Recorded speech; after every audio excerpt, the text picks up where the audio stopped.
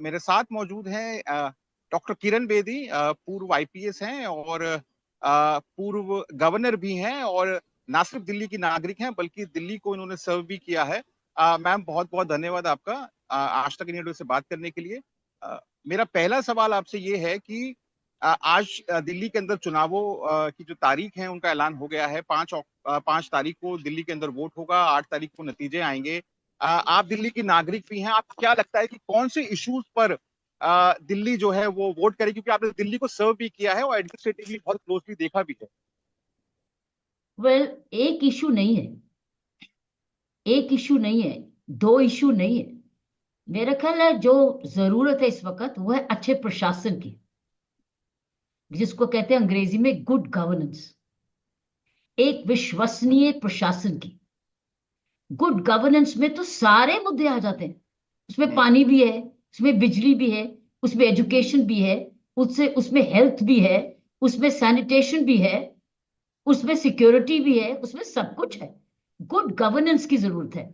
और वैसी गवर्नेंस जिसमें आप विश्वास कर सके और वो प्रिडिक्टेबल हो कि अगर मैं आज ये प्रॉब्लम बताऊं तो मुझे उसका समाधान मिलेगा। एक समाधान की गवर्नेंस। और सबसे ज्यादा इंपॉर्टेंट है, जरूरत है ईमानदारी की। जी। हर पैसे की ईमानदारी की। सरकार का पैसा ऐसे खर्चा जाए जैसे उसकी अपनी जेब से जा रहा है, अपनी जेब से जा रहा है, ना कि दूसरे की। तो आप, मेरा ख्याल है, आप एक एक मुद्दा नहीं ले, मुद्दा ले सर अच्छी प्रशासन की। जब आप गुड गवर्नेंस, और गुड गवर्नेंस कैसे होगी? जो जो कि इलेक्टेड रिप्रेजेंटेटिव्स हैं और अपॉइंटेड ऑफिशियल्स हैं, दोनों सड़कों पे घूमते नजर आए, दिखते नजर आए, समाधान करते आए, प्रॉब्लम को खुद देखते आए, ना कि लोग आपके पास जाएं, आप लोगों के पास जाएं जो अब जा रहे हो। आप रोज लगातार जाओ और रोज जाकर देखो जिस भी डिपार्टमेंट की बारी है। जो इसलिए मैं ये कहूंगी कि मेरा ख्याल है एक मुद्दे की बात नहीं आप कह रहे, ये ओवरऑल मुद्दे है। और स्कीमों की कोई कमी नहीं, बुछार है, स्कीमों की बुछार है। उनकी इम्प्लीमेंटेशन की प्रॉब्लम है, उनमें ईमानदारी की प्रॉब्लम है, उसमें आपने नेकी कहा नियत की, उसमें नियत की प्रॉब्लम है कि आपने उसमें कहा ये कि ना देखा जाए कि मेरे लिए क्या है, ना लोगों के लिए क्या है। आपने जिक्र किया कि जो जनता का पैसा है वो इस तरीके से खर्च हो कि मानो कि नेताओं की अपनी जेब से नहीं आया है बल्कि जनता का पैसा है और जनता पे खर्च किया जाए। मैं लेकिन आपका अपनी ध्यान जेब से नहीं, अगर अपनी जेब से खर्चते तो क्या से खर्चेंगे? अगर अपनी जेब से खर्चते तो क्या खर्चते? मैं कुड दे आपका ध्यान अफोर्ड उसी इट? तरफ तो आपका मैं ध्यान यही उसी कह रही तरफ हूँ कि आ, एक ईमानदारी, ऐसा पैसा पब्लिक, जो पब्लिक बनी है वो पब्लिक ट्रस्ट है, पब्लिक ट्रस्ट है, वो ट्रस्टीशिप है, वो आपका पैसा नहीं है, वो जनता का है, जनता से इकट्ठा किया गया, जनता की मेहनत से। और आप लोग इसलिए ऐसे खर्च, ये गुड प्रशासन, गुड गवर्नेंस के चिन्ह होते हैं।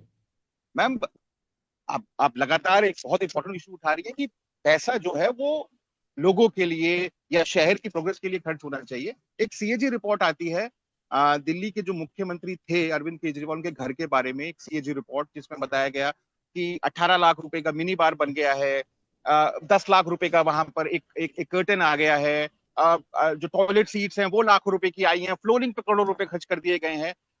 तो आपको लगता है कि ये बेजा इस्तेमाल है पब्लिक फंड्स का?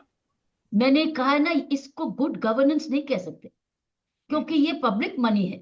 तो क्या हम्म, आप अपनी जेब से इतना महंगा कुछ खरीदेंगे? जी। अपनी अपनी जेब से अगर खर्चेंगे तो क्या इतना महंगा खर्चा करेंगे? और अगर है तो आपके पास बहुत अच्छा करो, आपका अपना मनी है तो खर्चो, आपकी मनी पर आपका हक। लेकिन पब्लिक मनी पे आपका हक नहीं है, इसलिए गुड गवर्नेंस में ये बातें नहीं हो सकती। तो अगर पब्लिक ने, एक मुद्दा नहीं है, इसलिए वापस आती हूँ, एक मुद्दा नहीं है, सभी मुद्दे इसी में छिपे हुए हैं। जब गुड गवर्नेंस आप देंगे, अच्छा प्रशासन, तो सारी चीजें अपनी अपनी जगह पर आने लग जाएंगी। इसलिए लोगों को कुछ मांगना नहीं पड़ेगा, लोगों को कुछ देना नहीं पड़ेगा, लोगों को कुछ मुफ्त कुछ देना नहीं पड़ेगा, उनको मिलेगा as a right, as a good service. Ma'am, आप खुद चुनाव लड़ी लेकिन आपने, मुझे याद है, ये इंश्योर किया कि पब्लिक डिस्कोर्स नीचे ना जाए, पर्सनल अटैक्स ना हो, पर्सनल जाइब्स ना हो, और इलेक्शन जो है वो मुद्दों पर लड़ा जाए। लेकिन आज इलेक्शन कमीशन की प्रेस कॉन्फ्रेंस होती है, उसमें इलेक्शन कमिश्नर एक वार्निंग देते हैं कि किसी ने भी महिला विरोधी बयान दिया तो उसके खिलाफ कार्रवाई होगी। रमेश बिदूड़ी हैं, बीजेपी की कैंडिडेट हैं, उन्होंने एक बयान दिया प्रियंका गांधी को लेकर कि ऐसी सड़क बना देंगे जैसे प्रियंका गांधी के गाल हैं। फिर उन्होंने आतिशी मार्लेना जो कि मुख्यमंत्री हैं, महिला हैं, उनके ऊपर ये कहा कि उन्होंने अपना बाप बदल लिया। आप खुद महिला हैं, आप खुद पॉलिटिक्स में रही हैं, आप दिल्ली को समझती हैं, आप इस पूरी चीजों को कैसे देखते हैं? जो ये पर्सनल और बिलो द बेल्ट रिमार्क जो आ रहे हैं, उसको आप किस प्रकार से? ये असभ्य व्यवहार है, असभ्य क्रूड व्यवहार है, ये एक्सेप्टेबल नहीं है, ये किसी को भी एक्सेप्टेबल नहीं है। और मैं इसकी जबरदस्त निंदा करती हूँ, और ऐसे लोगों को दंडित करना चाहिए जिन्होंने ऐसा व्यवहार किया। Public should punish them so that the larger message goes कि ऐसे ऐसे आप शब्द बोल के आप हमें नहीं ले सकते। इसलिए people should start punishing such people जो असभ्य crude behaviour bad language use करते हैं। People should punish them.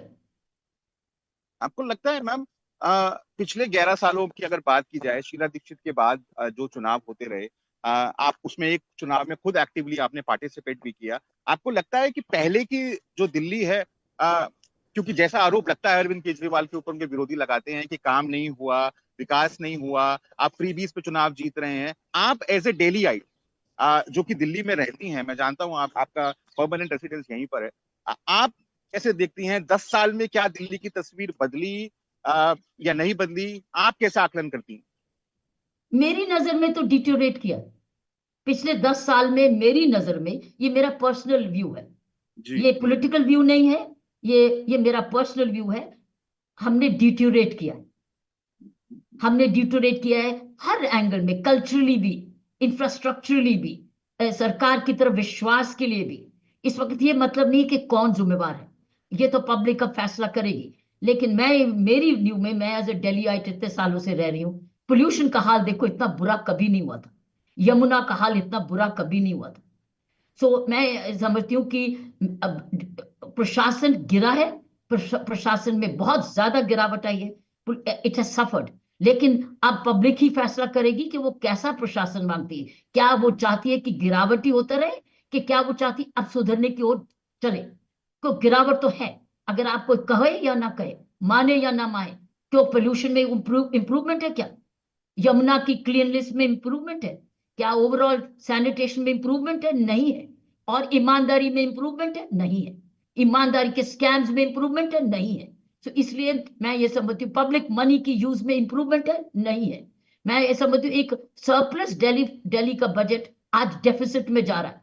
को मेरे होते, हम लोगों के होते हुए, किसी की भी सरकार थी, दिल्ली तो कमाऊ शहर था, अब इस वक्त बैंक्रप्सी की तरफ या कम में जा रहा है। तो ये इसको गुड गवर्नेंस नहीं कहते। मैं इस पर नहीं हूं कि किसने प्रशासन किया या नहीं, ये मेरा व्यू नहीं है।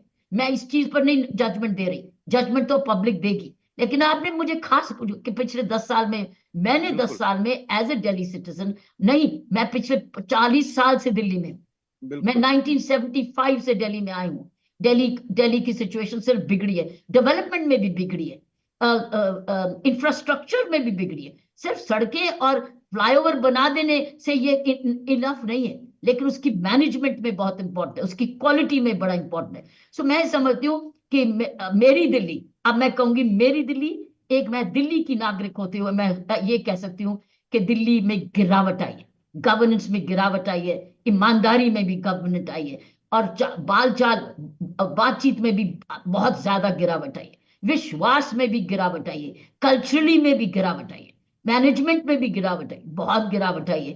प्लीज दिल्ली को वापस आना होगा, एक नई उस ओर ले जाना है जहां दिल्ली एक हर अब दिल्ली दिल्ली छोड़ के लोग जा रहे हैं, सर्दी में भी, गर्मी में भी, पोल्यूशन की वजह से भी, और जबरदस्त बुरा हाल की वजह। सो दिल्ली अब छोड़ने की जा रहे हैं। जो दिल्ली हमारा दिल का प्यार था, आज हम सोच रहे हैं कहां जाएं, गर्मियों में भी, सर्दियों में भी इतनी गिरावट नहीं हुई थी। सो अब मैं ये कहूंगी कि वी नीड टू रिकवर, हमको रिकवर करना है, और लॉस्ट ग्राउंड को वापस लाना है। किसने भी आना है ये मुझे नहीं मतलब, जो भी आए गवर्नेंस दे हमें, हमको गवर्नेंस चाहिए, ना कि मुफ्त के माल चाहिए। क्योंकि अगर गवर्नेंस अच्छी होगी तो किसी को मुफ्त का माल नहीं चाहिए, सबको पानी बिजली मिलेगी, शिक्षा मिलेगी, चिकित्सा मिलेगी, प्रशासन मिलेगा, सुरक्षा मिलेगी। मुफ्त का माल, आपने शब्द इस्तेमाल किया। तमाम जो पार्टीज हैं अक्रॉस बोर्ड, चाहे आम आदमी हो, कह सकते हैं कल्चर उन्होंने शुरू किया, लेकिन अब कांग्रेस भी 2500 रुपए वो प्लेज कर रहे हैं हर महिला के लिए। आम आदमी 2100 रुपए प्लेज कर रही है। इसी प्रकार से बीजेपी की भी स्कीम्स हैं। आप इस फ्रीबी कल्चर को कैसे देखती हैं, एक पहला सवाल। और दूसरा सवाल कि कम्युनल भी चुनाव हो रहा है, कोई चुनावी हिंदू का आरोप लगा रहा है, कोई चुनावी मुसलमान का आरोप लगा रहा है, तो ये दो चीजों को आप कैसे देखती है in the context of daily politics? मैं ये कहूंगी ये चीज आप जरूरत के अनुसार जिसकी जरूरत है वो करो, लेकिन आज जितनी पॉलिसीज हैं, सेंट्रली स्पॉन्सर्ड स्कीम्स हैं, लोन स्कीम्स हैं, स्किल्स डेवलपमेंट स्कीम्स हैं, हेल्थ स्कीम्स हैं, जो ये स्कीम्स अगर ये लागू हो प्रॉपरली तो किसी को इसकी चीज की जरूरत ही नहीं पड़ेगी। आप अगर मेट्रो चला रहे हो, उसकी connectivity with metro with the bus, connectivity train, अगर ये स्कीम्स होती तो आज आपको प्रॉब्लम नहीं होती। सो मैं ये कहूंगी आप लोगों की आमदन बढ़ाओ, आमदन बढ़ाओ, ना कि उनको मुफ्त के माल दो। लोगों को उनको स्किल करो, उनको सेल्फ रिलायंट कराओ, आत्मनिर्भरता की तरफ चलो। आत्मनिर्भर बनाओ, ना कि निर्भरता। आप निर्भरता, आप रिलायंस, आप डिपेंडेंसी पे जा रहे हो, मैं इंडिपेंडेंसी की तरफ जा रही हूँ। आई वुड लाइक टू सी कि गवर्नेंस सेल्फ रिलायंस की तरफ जाए। कमाओ और खाओ, और आपस में एक विश्वास पैदा करो, ये मैंने कमाया, ना कि मुझे सरकार ने दिया और लाइन में लग के मैंने मांगा। नो, मुझे सरकार से नहीं चाहिए, मुझे सरकार से अच्छा प्रशासन चाहिए जिसमें मैं खुद कमाऊं, खुद खाऊं, और साथ में सरकार का कंट्रीब्यूशन भी दूं, ताकि मैं सरकार की तरफ अपना योगदान भी दूं। आई थिंक एटीट्यूड होना चाहिए, not dependency but self reliance, self dependency. I think हम लोग डिपेंडेंसी पे ले जा रहे हैं, ना कि सेल्फ रिलायंस पर, सेल्फ डिपेंडेंसी पर। और हिंदू मुसलमान जो रेटोरिक हम देख रहे हैं, कोई बजरंगबली की बात कर रहा है, कोई वक्फ की बात कर रहा है, कोई पुजारी की बात कर रहा है, इसको आप किस तरीके से देखती हैं? हर नागरिक की अपनी अपनी तरीके की जिम्मेवारी है, वो किसी धर्म का हो, किसी कास्ट का हो, वो अपनी नागरिकता को समझे। इसमें इस वक्त जात पात का, धर्म का मतलब नहीं है, ये नागरिकता का मतलब है। हम हर एक व्यक्ति को अपनी अपनी नागरिक जिम्मेवारियां सिखाएं कि वो अच्छा नागरिक बने दिल्ली का। जब हर व्यक्ति नागरिक अच्छा बनेगा तो नेचुरली सुरक्षा और सभ्यता बढ़ेगी। एक आखिरी सवाल मैम आपसे। मैम, आप फॉर्मर आईपीएस थी, दिल्ली को आपने सर्व किया, तमाम जगहों पर आपने पुलिसिंग भी देखी।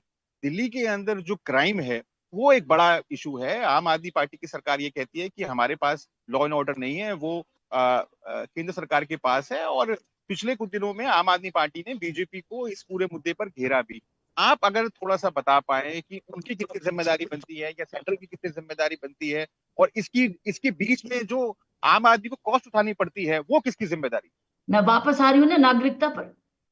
एक नागरिकता, उसमें पुलिसिंग भी में आती है, जिसमें कम्युनिटी पुलिसिंग भी आती है। हर नागरिक भी अपनी सुरक्षा की भी जिम्मेवारी ले, अपनी भी ले और अपने आस पड़ोस की भी लो। हमें पास में बहुत अच्छे good practices of community policing थे, क्राइम प्रिवेंशन पॉलिसीज थे। मैं समझती हूँ जब वो स्ट्रिक्टली लागू करें सारी दिल्ली में, तो दिल्ली पुलिस सबसे अहम पुलिस फोर्स है। तो उसके पास ये सारा एक्सपीरियंस है, वो कलेक्टिवली अपना एक्सपीरियंस इस्तेमाल करे, चाहे वो कम्युनिटी पुलिसिंग है, चाहे वो नेबरहुड पुलिसिंग है, चाहे वो ऐसे ऐसे रिकॉर्ड सिस्टम्स हैं जहां आपको पता चल जाता था कि ये आदमी बिगड़ रहा है, इसको पहले प्रिवेंशन की। सो प्रिवेंशन पर जब ध्यान देने लग जाएंगे तो डिटेक्शन की क्वालिटी बढ़ जाएगी। नहीं, अगर प्रिवेंशन नहीं करेंगे तो आप फायर फाइटिंग ही करते रहेंगे। हमको फायर फाइटिंग नहीं करना, हमको प्रिवेंशन करनी है, क्राइम प्रिवेंशन करनी है। और क्राइम प्रिवेंशन है थाने थाना level meetings, neighbourhood watch groups, हर व्यक्ति की जिम्मेवारी हो, चाहे वो नेबरहुड वॉच हो, चाहे रेजिडेंट वेलफेयर एसोसिएशन हो, चाहे एनजीओ हो। मैं ये कहूंगी, और बीट सिस्टम हो, बीट पुलिस सिस्टम जब हम ऐसे लाएंगे तो दिल्ली दिल्ली सुरक्षा में, दिल्ली की सुरक्षा और भी बढ़ेगी। तो ये नागरिकता पर वापस आता है, ऑफिसर्स की जिम्मेवारी पर वापस आता है। हर, चाहे वो पुलिस ऑफिसर है, चाहे वो ब्यूरोक्रेट है, चाहे वो इलेक्टेड रिप्रेजेंटेटिव है, चाहे अपॉइंटेड ऑफिसर है, हर व्यक्ति रोज सुबह निकल के पहले अपने अपने इलाके में चले, देखेगा कि काम हुआ। चाहे वो चिकित्सा है, चाहे स्कूल है, चाहे स्वच्छता है, चाहे वो सफाई है, कुछ भी है, अगर वो अपनी अपनी जिम्मेवारी नागरिक निभाने लगे ऑफिसर, तो बहुत फर्क पड़ेगा दिल्ली में। प्रॉब्लम ये, शुरू ना करो अपना दिन दफ्तर से, शुरू करो शहर से, सड़क से, पार्क से, तो फिर देखोगे सब कुछ नजर आएगा, शिकायतों कम हो जाएंगी, प्रॉब्लम्स का सॉल्यूशंस बढ़ जाएगा। मैम, ये तो नागरिकों के लिए आपने तमाम चीजें बताई, और आई एम श्योर जब आप थी, मुझे याद है, या पहले की जो सरकारें भी रही, उस टाइम पर काफी राहगिरी और नेबरहुड वॉच काफी चीजें होती भी थी। क्या लेकिन जो दिल्ली सरकार, आज की दिल्ली सरकार है, क्या वो अपना पाला छुड़ा सकती है ये बोल के कि हमारी जिम्मेदारी नहीं है, केंद्र सरकार की जिम्मेदारी है? आप उनसे सवाल पूछिए। ये हमको ब्लेम गेम से हटना है। ब्लेम गेम ही तो प्रॉब्लम है। जिसके पास जो अधिकार है, कर्तव्य, वो अपना अपना कर्तव्य निभाए। प्रचार ना करे, कर्तव्य निभाए। सो प्रचार से कर्तव्य पर निभाए तो बहुत फर्क पड़ेगा। ये ब्लेम गेम से ही तो दिल्ली का नुकसान हो रहा है। Thank you. थैंक यू हमसे जुड़ने के लिए। आपका बहुत बहुत धन्यवाद, तमाम चीजों पर अपनी वक्तव्य देने के लिए। Thank you ma'am, thank you.